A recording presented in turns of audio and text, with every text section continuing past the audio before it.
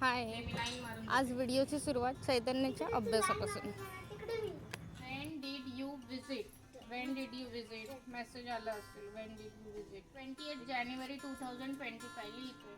25 जानेवारी असं लिही. 28 जानेवारी 2025. पण इकडे ठेव गं मोबाईल. हो आहे इथे पण. साधी थंड. साधी बॉटल. साधी.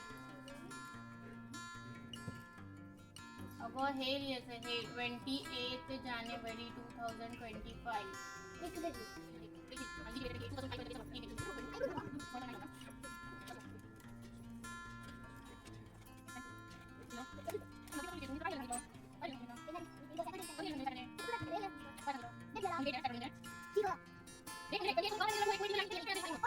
चाललंय चैतन्याचं आणि माझा अभ्यासाचं वर्ण वादावादित आहे.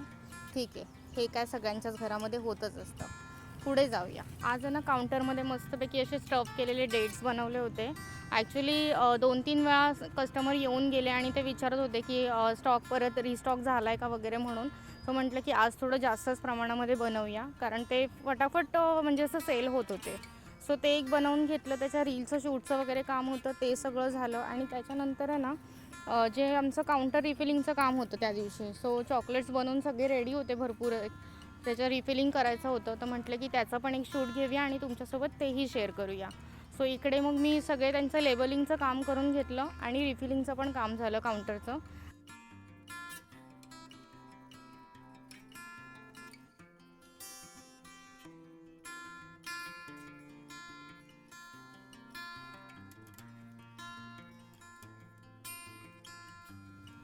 आणि मग हे सगळं काम करून ना मी आणि चैतन्य गेलो होतो दुपारी जेवायला बाहेर.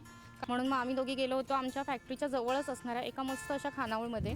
आणि खरं सांगते, इकडच्या म्हणजे आमच्या कोकणातल्या ज्या काही खानावळी आहेत ना, हॉटेलपेक्षा सुंदर जेवण मिळतं त्यांच्याकडे.